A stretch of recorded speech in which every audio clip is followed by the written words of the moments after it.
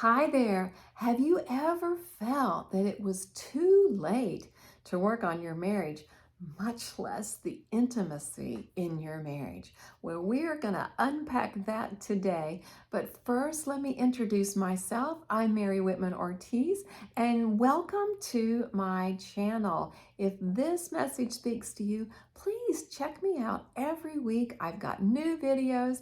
I'd love to have you join and subscribe. You can like, you can share, you can comment.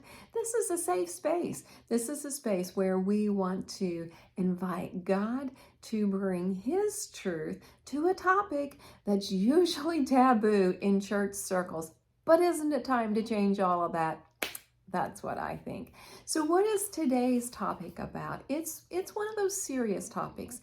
If you feel like it's just too late to work on your marriage. And I want to sort of expose some myths, some thoughts in regards to that, and give you some steps to take to get past it. So what you need to know, that what makes women in particular feel that is they say, he doesn't want me anymore. He's caught up in his own issues. He's looking someplace else. So all of those are communicating rejection, and it's hard to get past that for sure. And the exact words that I have heard women describe, and this is kind of like what happens when it plays out in your life.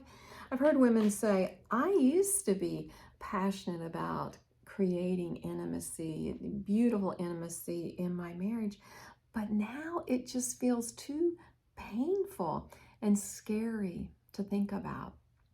I've also heard women say, I feel like I'm just broken emotionally and sexually.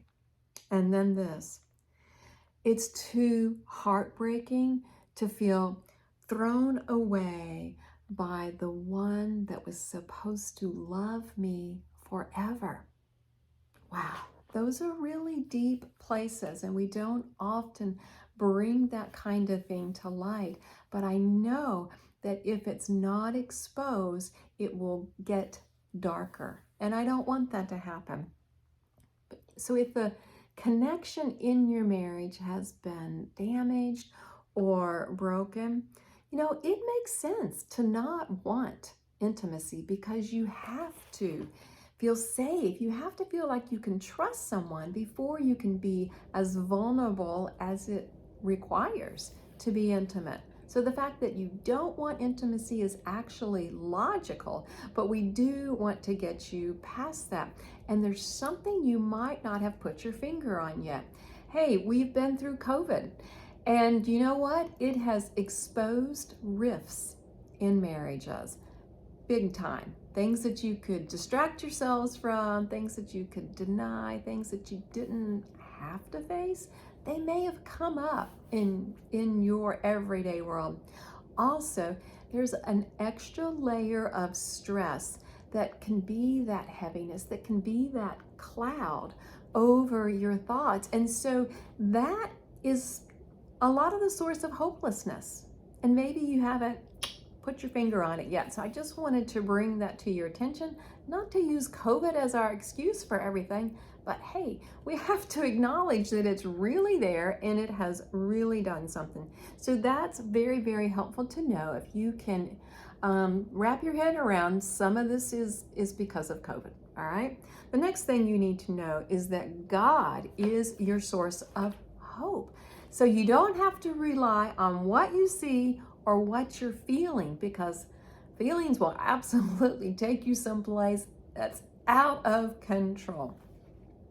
The good news is, if God is your source of hope, it's not something you have to work up and continue to make happen.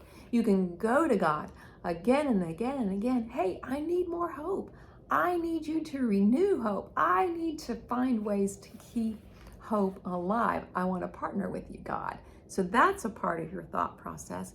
And then here's a third step for you, a third way that you can get that hopelessness out of your thought process. With a set of simple steps to follow, you can make a 270-degree change or a 180-degree change, whatever it is. Maybe I said those numbers backwards, but go the other way. A set of simple steps for you to follow will absolutely make a difference. And that's where I want to help you right now. I have a very exciting online course that starts June 15th. So it's almost time for you to get involved. And I want you to sign up and participate. It's called United and Ignited, God's Gift to Marriage.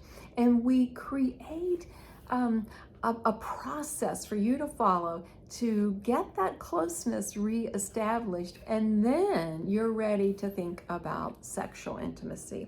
So there are daily prompts that will re-engage conversation. Conversation is definitely a starting place. There are clear questions to reveal, what do you even want? Sometimes we just get caught up in the mess and we're like, I don't even know where I'm going. So these clear questions will help to reveal that. And then the third thing that happens is that we have practical ideas to rebuild fun and trust and closeness. The fun thing is really important. So I would love for you to join us. It's 6 weeks.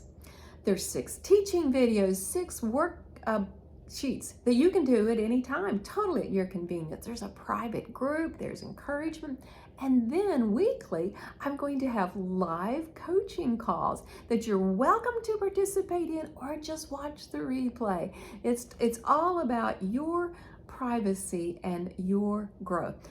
Best of all, it's available to married couples and marriage-minded singles. So something there for everyone. Please look for the link with this video. Go ahead and sign up, or you can comment if you have questions. I'm happy to get back to you on that. It's called United and Ignited, God's Gift for Marriage online course. Woohoo!